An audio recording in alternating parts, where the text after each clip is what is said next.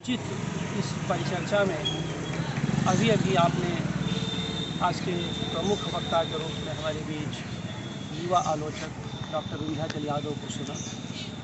उसके साथ ही यहाँ उपस्थित पुलिया प्रसंग के जितने भी सदस्य साथी, शिक्षक और छात्र यहाँ मौजूद रहे, सब ने अपनी अपनी बातें की। देखिए, बहुत सारी बातें हो चुकी हैं और निराला को लेकर के बहुत सारी बातें होती रही हैं, होती रहेंगी। निराला इतने ज्ञान विपुल और बृहद भाव संपन्न रचनाकार हैं कि उन पर जितनी ही बातचीत की जाए, जितनी बार बोला जाए, उतना ही कम है। और आधुनिक हिंदी साहित्य में उतना नवाचारी व्यक्ति तो निराला के अलावा कोई दूसरा दिखाई नहीं देता। और जब हम लोग उनके नवाचारी व्यक्तित्व की बात करते हैं तो पहली बात ये है कि जितने वह स्वच्छंद रचनाकार हैं आधुनिक साहित्य के, उतने ही कह सकते हैं कि सप्राण वेगवान रचनाकार भी हैं। अर्थात सप्राणता और स्वच्छंदता, यह दो ऐसे मूल्य हैं जो निराला को नवाचारी बनाते हैं, उनको नवता से जोड़ते हैं। अब आप देखिए, अगर मैं ये कहूँ कि आधुनिक भाव बोध के भीतर आधुनिक चेतना संपन्न विलक्षण कवि निराला हैं, तो आपको सुन करके एक थोड़ा आश्चर्य होगा। लेकिन वो बात अगर सोचिए तो आधुनिकता के भीतर की जो आधुनिकता है, यानी आधुनिकता एक जो भावबोध रही जो 200-250 साल पहले उनके आई थी, उसके भीतर की जो आधुनिकता थी, यानी उसके भीतर की जो अग्रगामी चेतना थी, जो अग्रगामी मूल्य थे, उसको संबोधित करने वाले निराला कुछ एक रचनाकारों में हमारे बीच मौजूद थे। और यही कारण है कि वहाँ से लेकर के आज तक निराला की बार बार व्याख्या होती है, बार बार उनकी चर्चा हम लोग करते हैं। और अगर इस संदर्भ को मैं थोड़ा सा और थियराइज करूं, और जैसा मैंने कहा कि बहुत लंबा हम लोगों को नहीं बोलना है, 10 से 12 मिनट अपनी बात समाप्त करनी है, बहुत सारी बातें हो चुकी हैं। तो मुझे लगता है कि निराला उद्वेलित आत्मविश्वास के विलक्षण रचनाकार थे। और जब मैं उद्वेलित आत्मविश्वास कहता हूँ तो समझिए, इसमें दो शब्द हैं, उनका उद्वेलन उतना उनका आत्मविश्वास। आप ये कह सकते हैं कि आत्मविश्वास तो हर कवि में होता है, होना ही चाहिए, जितने श्रेष्ठ कवि हैं उनमें सब में होता है। लेकिन जब मैं उद्वेलित आत्मविश्वास कहता हूँ तो दो बातें मैं ध्यान देना चाहता हूँ। एक तो उनकी सामाजिक संबद्धता और दूसरी ज्ञानबद्ध मुक्ति। अर्थात उद्वेलित, जब हम उनके आत्मविश्वास की बात करते हैं तो आप देखेंगे कि उनकी जो ज्ञानबद्ध मुक्ति होती है, वो ज्ञानबद्ध मुक्ति यानी उनका जो ज्ञान है, उनका जो ज्ञान है वह मनुष्य को मुक्त करता है। और मनुष्य की मुक्ति की दिशा में हर रचना में वह कुछ न कुछ करने की वो कोशिश करते हैं। सामाजिक संबद्धता की जब हम बात करते हैं तो इसका मतलब ये है कि उद्वेलन उनको समाज से मिलता है। तो निराला के आत्मविश्वास का जो उद्वेलन पक्ष है, वह उनकी सामाजिकता और ज्ञानबद्धता से अनिवार्यतः जुड़ा हुआ है। अब सब चर्चा में यह बात आई, आप सब जानते ही हैं कि निराला ने भाषा के स्तर पर छंदों को तोड़ा, भाषा को तोड़ा, और आधुनिकता के स्तर पर उन्होंने श्रम की संस्कृत को बहुत महत्वपूर्ण बनाया। और ये दोनों आधुनिकता के मूल टूल्स थे, मूल औजार थे। लेकिन आज मैं यहाँ उपस्थित पुलिया प्रसंग के साथियों को या इसके माध्यम से जो भी सोशल मीडिया से जुड़े लोग होंगे, उनको मैं कुछ अलग उनके बारे में कुछ अलग बताना चाहता हूँ, कुछ जानकारियाँ देना चाहता हूँ जो कम लोगों तक पहुँचती हैं। और मुझे लगता है कि पुलिया प्रसंग की नवाचारिता का भी यही एक प्रमुख आधार है। कुछ बातों को मतलब जो बातें दबी छुपी, उनको थोड़ा नए ढंग से बताया जाए, कहा जाए। 3 बातों पर मैं उनके नवाचारी होने की बातें करूँगा। और उनके कह सकते हैं कि उनकी पांडित्य और प्रतिभा, यानी निराला पांडित्य और प्रतिभा के सहमेल से जो बन जाते हैं या जो बनते हुए दिखाई देते हैं वो अद्भुत हैं। पांडित्य का मतलब परंपरा की बात मैं कह रहा हूँ जो है। और जब जब जब हम प्रतिभा की बात करते हैं तो उसके प्रवाह के भीतर उठने वाली तरंगों की बात करते हैं। यानी परंपरा के भीतर जो तरंगे दिखाई देती हैं, उनकी ज्ञानबद्ध परंपरा के भीतर जो उठती हुई तरंगे दिखाई देती हैं, उनकी नवाचारिता की वही आधार है और उन्हीं आधारों की व्याख्या हम लोग करते हैं। निराला केवल साहित्य के सृजन में ही नवाचारी नहीं थे, निराला अपनी संप्रेषण और अभिव्यक्ति सामर्थ्य में भी उतने नवाचारी थे। यानी संवाद में भी और साहित्य में भी निराला एक विलक्षण नवाचारी नवताबद्ध पुरुष थे। मैं यह कहना चाहता हूँ लेखक थे। जैसे मैं अभिव्यक्ति की बात कहना चाहिए, देखिए लेखन तो आपके सामने रिकॉर्ड है। जब आप बोलते हैं, जब आप कोई बात संप्रेषित करते हैं, तब पता चलता है कि अपने लेखन के प्रति खुद भी आप कितने प्रतिबद्ध हैं। क्योंकि लिख करके आप जो है केवल साहित्य का अंबार, साहित्य का अपना घर भरते जाइए, बात उतनी नहीं है। उस लेखन को सामाजिकता का कैसा संदर्भ देते हैं वो आपकी अपनी अभिव्यक्ति की सामर्थ्य से पता चलता है। और निराला इस मामले में बिल्कुल विरल और विलक्षण है। अपने युग में भी और आज तक निराला की ये स्थिति आती है। जैसा कि विंध्याचल ने बिल्कुल कहा कि उनकी जो कबीरी चेतना है, उसके पीछे जो बुद्धत्व की प्राप्ति है, उसके पीछे जो प्रतिरोध की परंपरा है, उस पर बहुत सारी अकादमिक जगत में बातें होती रही हैं। उन पर मैं आज चर्चा नहीं करूँगा। 3 बातों का जिक्र मैं करूँगा।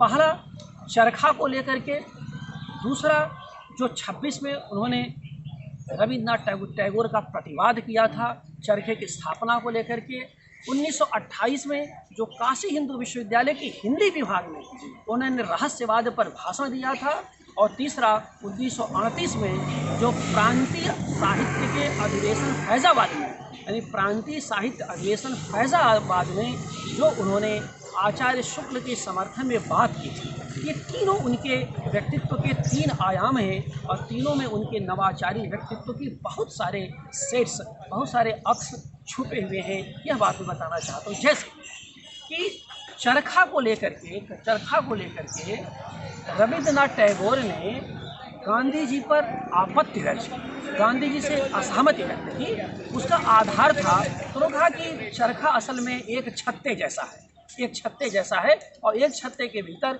कोई नया विकास हो नहीं सकता। और दूसरी बात कहा उन्होंने, ये संघबद्ध है। ये दोनों आरोप लगाया गांधी के चरखा पर कि एक छत्ते के नीचे, अब चरखा का मतलब आप चरखा काटते रहिए, तो एक छत्ते के नीचे जैसे मान लीजिए कि आप एक तो भाई पूजा प्रसंग का मुक्ताकाशी मंच है, तो एक घर के भीतर आप सबको कैद कर दीजिए और चरखा काटते रहिए और सामाजिक परिवर्तन की बातें करते रहिए जिसकी कोई संभावना नहीं है। तो कहा एक दूसरा एक संघबद्धता का मतलब, कि संघबद्धता का मतलब क्या हुआ कि समूह में आप काम करते रहिए, तो उसमें व्यक्तित्व, इसमें बात क्या है, आरोप क्या लगा कि कहा कि गांधी का चरखा स्वाधीनता की श्रृंखला को आगे बढ़ा नहीं सकता क्योंकि इसमें वैयक्तिक सौंदर्य या वैयक्तिकता के लिए कोई जगह नहीं है। ये आरोप लगाया। निराला ने, जो गुरुदेव रविन्द्रनाथ टैगोर के बहुत भारी प्रशंसक थे, निराला ने कहा नहीं गुरुदेव आपका सम्मान करता हूँ, लेकिन गलत है। चरखा समष्टिगत चेतना का प्रतीक है। उस सामूहिक कर्म के भीतर मनुष्य की वैयक्तिक मुक्ति और आज़ादी के संघर्ष का प्रतीक है चरखा। आप कैसे इस बात को आरोपित कर सकते हैं? आप देखिए, लिख करके बताया, कविता के माध्यम से बताया और कहा कि गांधी बहुत महान है। गांधी ने उसका जवाब भी दिया था, लेकिन निराला ने कहा कि गांधी अपनी विनम्रता में गुरुदेव का वैसा प्रत्यावाद नहीं कर सकते जैसा मैं कर रहा हूँ। ये निराला का कीमत था, ये उनका नवाचारिता थी कि अपने श्रद्धेय के प्रति भी वो खड्गहस्त हो गए। कहा जो आप गलत हैं तो गलत हैं, चरखे को आप यूँ ही खारिज नहीं कर सकते। चरखा हमारी भारतीय संस्कृति का प्रतीक है और चरखा कबीरी परंपरा से चला आता है, उसका प्रतीक है। आप कबीर को पसंद करते हैं और चरखे को नापसंद करते हैं, ये कैसे संभव है? सूत काटने की परंपरा तो हमारे यहाँ तो पुरानी ज़माने से कोई गांधी ने उसमें नया प्राण फूका था, लेकिन सूत काटने की परंपरा हमारे पुरानी थी। तो ये बात मैं पूजा प्रसंग के साथियों के माध्यम से यह आप सबको बताना चाहता हूँ। दूसरी बात रोचक है, जिस हिंदी विभाग में आप सब शिक्षक हैं, हम सब शिक्षक हैं, शोधार्थी हैं, छात्र हैं, काम करते हैं, उस हिंदी विभाग एक रोचक प्रसंग है 1928 का, और यही शरद ऋतु का मौसम था। हुआ ऐसा कि निराला के रहस्यवाद को लेकर के, निराला के छायावाद को लेकर के, या निराला की कविताओं को लेकर के आचार्य शुक्ल बहुत कुपित थे। उस समय यहाँ के अध्यक्ष थे बाबू श्याम सुंदर दास, जो 1928 का समय है। शुक्ल जी अक्सर टिप्पणियाँ करते थे। उसके पहले शुक्ल जी ने बहुत तर्क टिप्पणी की थी कि शिक्षा की सुभिक्षा न पाई कभी एक कण, भाषा है न भाव है, भूति है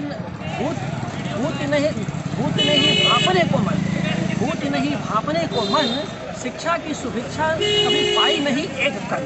यानी ये आचार्य शुक्ल जो है निराला पर आरोप लगाते हैं, तीखा आरोप, कि उनके यहाँ भाषा नहीं है, उनके यहाँ भाव नहीं है, भूति माने वर्तमान की समझ नहीं है, और शिक्षा तो उनके पास है ही नहीं, माने बहुत शिक्षित व्यक्ति नहीं है।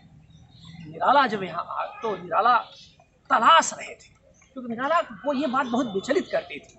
तो नंद दुलारी वाजपेयी वहाँ यमई के छात्र थे, आप ही जैसे यमई के छात्र थे, और उस समय साहित्य परिषद के उप सभापति थे ये नंद दुलारी वाजपेयी, जिसके सभापति थे हरियोधी थे, और उसके सचिव थे सोहन लाल द्विवेदी। ये आप लोगों में से कम लोग जानते होंगे कि सोहन लाल द्विवेदी यही के छात्र थे, उसके वह सचिव थे। इन तीनों ने मिलकर के और नंद दुलारी वाजपेयी के नेतृत्व में तय किया कि प्रयाग से निराला को बुलाया जाए, और वो निराला आए, आर्य भवन में ठहरे, जयशंकर प्रसाद से उनकी मुलाकात होती है, और वे सभा में यानी हिंदी भवन में आते हैं, आपके हिंदी भवन में आते हैं, और रहस्यवाद पर वो भाषण देते हैं। अब उनकी इच्छा थी कि आचार्य शुक्ल के सामने बैठ करके मैं सुनाऊं, उसका जवाब दूं, लेकिन जब वहाँ पहुँचे हिंदी भवन में तो आचार्य शुक्ल गायब थे। आचार्य शुक्ल हमारे गुस्से के आए ही नहीं, कहा कि मैं निराला को सुनने वहाँ थोड़ी आऊँगा। अध्यक्षता फिर हरियोध जी, बड़े कवि थे, प्रवास के रचनाकार थे, तो अध्यक्षता हरियोध जी से कराई गई, और संचालन और नंद दुलारी वाजपेयी अपना कर रहे थे। ये लोग मिलकर छात्र बहुत भरे हुए थे, खूब सुन रहे थे निराला को, और काफ़ी चर्चा शहर में निराला आए हुए हैं। तो निराला ने बोलते बोलते ये कहा कि तीसरे दर्जे का विद्यार्थी रहस्यवाद को क्या समझेगा। उनकी टिप्पणी आचार्य रामचंद्र शुक्ल पे थी, और तीसरे दर्जे का मतलब हुआ कि वो इंटरमीडिएट फेल थे, मैंने पास हाई स्कूल पास थे केवल, ऐसे समझिए, इंटरमीडिएट उन्होंने पास किया ही नहीं था। तो ये चीज़ें क्योंकि जब उसके पहले गुस्सा थी कि वह ऐसा है कि शिक्षा की सुभिक्षा कभी पाई नहीं एक कण। अब निराला इस बात को, निराला ने उसका जवाब दिया। फिर निराला ने रहस्यवाद के नवाचारी पक्ष पर जबरदस्त व्याख्यान दिया, आपके हिंदी विभाग में, जो शताब्दी पूरा करके 2 साल आगे बढ़ चुका है। उस विभाग में निराला ने रहस्यवाद पर रोचक और शानदार व्याख्यान दिया, और कहा कि आचार्य शुक्ल जैसे लेखक रहस्यवाद या छायावाद को कभी नहीं समझ सकते। क्योंकि वह उनकी सीमा है। उन्होंने कहा कि कबीर अगर लिख रहे थे, अगर मैं लिख रहा हूँ, अगर छायावाद लिख रहा है, तो लेखक के लिए रहस्य कुछ भी नहीं। क्योंकि वह अपने भाव के आलंबन को ठीक ठीक समझ रहा है। रहस्य तो उसके लिए जो समझ नहीं रहा है। और आप अपनी समझ को समाज पर आरोपित करके कविता को अक्षम सिद्ध कर देंगे, ये कैसे स्वीकार्य होगा। और कहा कि रहस्यवाद, छायावाद भी उतना ही मूर्त है जितना अन्य साहित्य मूर्त है। छायावाद में वैसे ही परिवर्तन की संभावना है, वैसा ही परिवर्तन हो रहा है जैसे अन्य साहित्य में परिवर्तन संभावना है, लेकिन आपको अपनी समझ को विस्तार देना होगा। उसे केवल रहस्यवाद कह करके आप खारिज नहीं कर सकते। ये निराला की जो नवाचारिता, उनकी नवता, उनकी पुनर्नवता और उनकी जो विलक्षणता थी, इसका प्रतीक है। आप सोच सकते हैं कि आचार्य शुक्ल, हिंदी साहित्य का इतिहास लिखने वाले आचार्य शुक्ल कितने प्रतापी व्यक्ति उस समय थे, जिनका डंका आज भी आचार्य रामचंद्र शुक्ल को छोड़ करके हम हिंदी आलोचना में एक शब्द आगे बढ़ नहीं सकते। चाहे उनसे संवाद करें, चाहे प्रतिवाद करें, जो भी करें, लेकिन पक्ष भी निर्मित उन्हीं से होगा, विपक्ष भी उन्हीं से निर्मित होगा। ये आज तक की स्थिति यही है। तो ऐसे आदमी के विभाग में घुस करके तो निराला के कवि की जो स्वच्छंदता थी, जो स्वप्राणता थी, वही मैं बार बार कह रहा हूँ कि स्वच्छंदता और स्वप्राणता के बहुत बड़े अभिनिवेश के रचनाकार थे। उसमें उनका अभिनिवेश था, उसमें काव्य भीतर। और यहाँ पर जब हम कहते हैं भूति की बातें, तो मैं तो कहता हूँ कि भूति और संभूति दोनों की विलक्षण विभूति थे निराला। भूति माने वर्तमान, संभूति माने आने वाला। संभूति माने जो आने वाला है, आगे का है। तो भूति और संभूति दोनों की विलक्षण विभूति थे छायावाद के अंतर्गत हमारे निराला। उस निराला के तीसरे पक्ष पर मैं आप लोगों से संक्षेप में बात करके अपनी बात समाप्त करूंगा। और वह तीसरा पक्ष है 1938 का है, जब प्रांतीय साहित्य सम्मेलन का अधिवेशन फैजाबाद में हो रहा था। याद रखिए, निराला ने प्रतिवाद तो किया, लेकिन शुक्ल जी के महत्व को कभी कमतर नहीं आता, इसको याद रखिए। उन्होंने कहा कि ठीक है, छायावाद से उनकी चिढ़ हो सकती है, कुछ उनकी समस्याएं हो सकती हैं, लेकिन इतना महान रचनाकार, इतनी महान आलोचक तो हिंदी जगत में कोई दूसरा है नहीं। इसका उदाहरण मैं आप नई पीढ़ी को बताना चाहता हूँ। जब देखिए, प्रतिवाद, श्रद्धेय के प्रति प्रतिवाद, श्रद्धेय का प्रतिवाद और श्रद्धेय के प्रति श्रद्धा वनत होना, दोनों एक व्यक्ति से कैसे सीख सकते हैं। और यह तभी हो सकता है जब रचनाकार तपस्वी हो, तेजस्वी हो, पांडित्य और परंपरा के सहमेल से उसका व्यक्तित्व रचा गया हो। ऐसे नहीं हो सकता। उच्छृंखल व्यक्ति तो आलोचना भी ठीक से नहीं करेगा और श्रद्धा की तो बातें छोड़िए, वह आपसे प्रतिवाद भी ठीक, आपका प्रतिपक्ष ठीक से नहीं करेगा। ये तो महान रचनाकार, क्योंकि महान रचनाकार का प्रतिपक्ष बन करके भी आप अपना एक पक्ष निर्मित कर पाते हैं। निराला उस तरह की, खैर वो एक बड़ा प्रसंग, उसको बहुत लंबी चर्चा फिर कभी लोग करेंगे। तो फैजाबाद में क्या हुआ कि वो था, वहाँ वर्चस्व किसका था? पुरुषोत्तम दास टंडन का, संपूर्णानंद का और आचार्य नरेंद्र देव का। ये तीनों लोग वहाँ पर यशस्वी रूप में गए थे। तीनों साहित्य कम राजनीतिक जाले थे। और निराला पुरुषोत्तम दास टंडन के व्याख्यान का प्रतिवाद करते हैं मंच से। निराला पुरुषोत्तम दास टंडन एक सत्र में, उद्घाटन सत्र में बोल रहे थे और कह रहे थे कि साहित्य राजनीति के पीछे चलना चाहिए, चलने वाली विधा है। याद रखिए इस बात को, साहित्य राजनीति के पीछे चलने वाली विधा है। और पुरुषोत्तम दास टंडन और उनके यश को, वैभव को विस्तार देने वाला कौन आदमी था? वहाँ पर संपूर्णानंद थे, दूसरे विद्वान आचार्य नरेंद्र, जो जिनका फैजाबाद में बहुत ज़बरदस्त कंट्रोल था, नियंत्रण था। और आप जानते हैं संपूर्ण संस्कृत विश्वविद्यालय उन्हीं के नाम से यहाँ बना हुआ है। आचार्य नरेंद्र देव काशी हिंदू विश्वविद्यालय के वाइस चांसलर थे, काशी विद्यापीठ से भी जुड़े हुए थे। तो खैर, खड़ा होते हैं, ये देखिए नवाचारिता, ये जो पुनर्नवता किया, खड़ा होते हैं, कहा कि मान्यवर आप गलत बोल रहे हैं, राजनीति को साहित्य के पीछे पीछे चलना चाहिए। और दुनिया में अगर कोई विधा है तो साहित्य है, जिसने राजनीति को रास्ता दिखाया है। अगर राजनीति साहित्य का अनुगमन करती चलेगी तो राजनीति में किसी प्रकार की जड़ता नहीं होगी, वह कुआं नहीं बनेगी, वो सरोवर नहीं बनेगी, वो प्रवाह प्रवण होगी राजनीति। आज की राजनीति प्रवाह प्रवण इसलिए नहीं हो पा रही है, वो सड़ रही है, क्योंकि वह साहित्य को दरकिनार कर रही है। और आप उसके एक बेहद प्रासंगिक उदाहरण है। सभा में हल्ला मचा, निराला को देखे, हट कौन आदमी तमाम सारी। खैर, निराला का भाव बढ़ गया, सभा समाप्त हुई। निराला ने, आप सोचिए कि आप देखिए कि उसके ठीक पहले प्रेमचंद यही बात कह चुके थे 1936 में। और 1938 में निराला ने प्रेमचंद की परंपरा को, प्रेमचंद की नवाचारी परंपरा को विस्तार दिया। साहित्य कैसे आगे जाता है?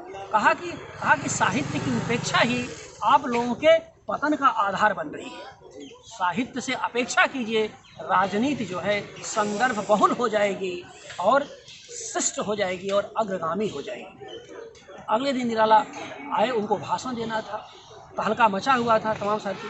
निराला ने लिखा एक जगह कि वहाँ पहुँचा तो देखा कि आचार्य शुक्ल का कोई नाम नहीं ले रहा था और वहाँ पर नरेंद्र देव संचालन कर रहे थे और संपूर्णानंद पुरुषोत्तम दास टंडन की जय जय हो रही थी।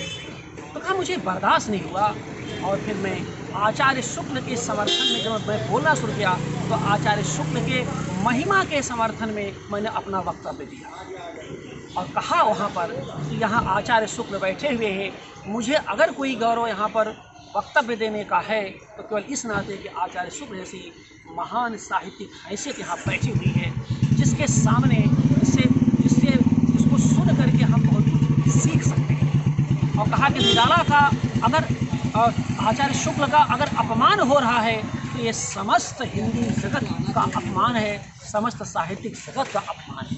तो ये जो व्यक्तित्व की विलक्षणता है, ये सब सारी चीज़ों से किसी व्यक्तित्व की नवाचारिता, उसकी नवता, उसकी पुनर्नवता का आधार बनता है। निराला हमारे बीच ऐसे ही कवि थे। बाकी तो चीज़ें आप सब जानते ही हैं, उन्होंने गद्य में, पद्य में, जिससे समाध्यस्थ सब कुछ किया उन्होंने। महामारी का मैंने आपको बताया, उन्होंने सही कहा। अलका जैसे उपन्यास में उस समय की स्पेनिश फ्लू की महामारी का जैसा हृदय विदारक मार्मिक चित्रण किया है, वैसा तो उस समय में किसी ने नहीं किया। कविता में भी उस समय की महामारी का जिसका यहाँ अवसर नहीं है। तो कुल मिला जुला करके इन्हीं पंक्तियों के साथ आज मैं अपनी बात समाप्त करता हूँ। हम सब कुलिया प्रसंग के साथ ही सामूहिक रूप से निराला की स्मृति को प्रणाम करते हैं। हमारे छात्र, हमारे शिक्षकों ने आज इस अवसर पर बहुत अच्छा वक्तव्य दिया और आप समझिए कि निराला की यह नवाचारिता आपके भीतर नए संवेदन तंत्र का संचार करे और आप उसी नवाचारिता के साथ आगे बढ़ें, इस समाज में, इस संस्कृति में और इस साहित्य में कुछ जोड़ सकें। इन्हीं पंक्तियों के साथ मैं आप सबको अपनी शुभकामनाएं देता हूँ। बहुत बहुत धन्यवाद।